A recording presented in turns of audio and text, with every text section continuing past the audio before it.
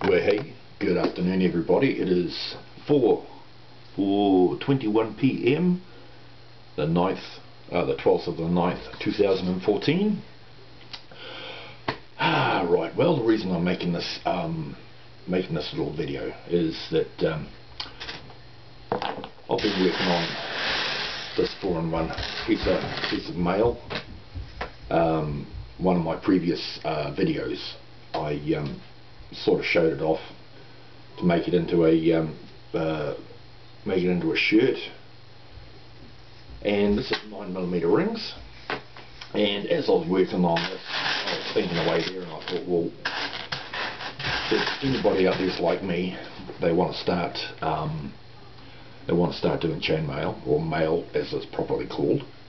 And one of the things that you need to get when you're making mail is a mandrel. Mandrel, piece of steel. Some people actually use wooden dowel. I tried doing that. Wooden dowel ended up being crunched and messed up badly, so left that behind. Whoa, moment.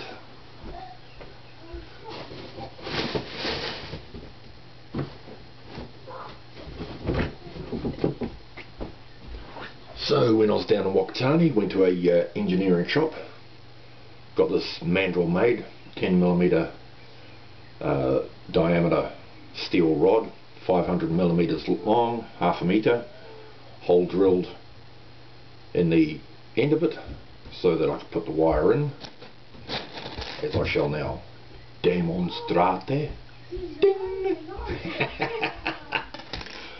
Right, but I was making mail before that, before I used that, and I actually thought to myself, well, okay, I don't have a mandrel. Well, what can I use? So I was buying 14 gauge galvanized steel wire. I was buying 16 gauge galvanized steel wire. I actually prefer to use 16 gauge galvanized steel wire, or 16 gauge wire, right?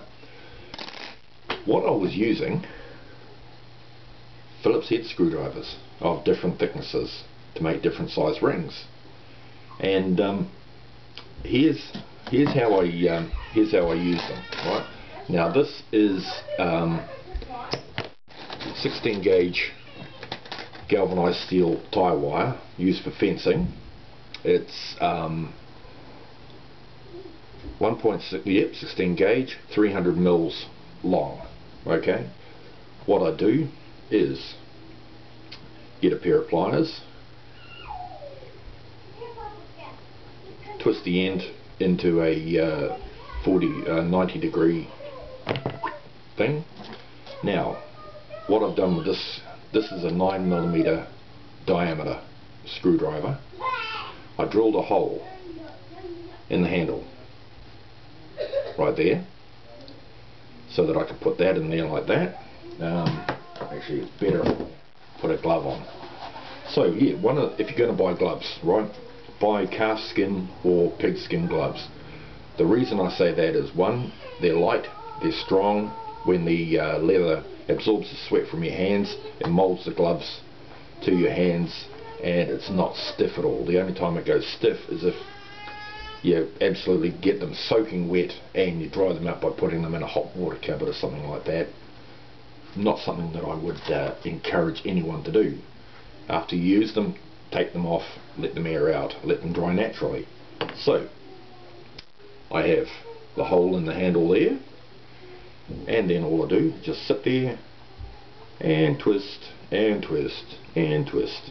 Now, out of each 300mm length of or 30cm length of wire, I get approximately 9 rings. So just slide it off like that. 8-inch bolt cutters, those other cutters that people use, oh man, I don't know how they do it, you know, those tin snip type ones. Tried using that, oh, sort of bloody knacking myself doing it. So, and you just do that.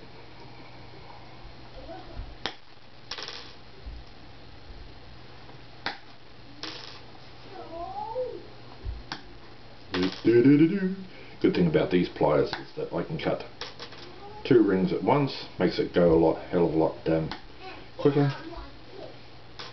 And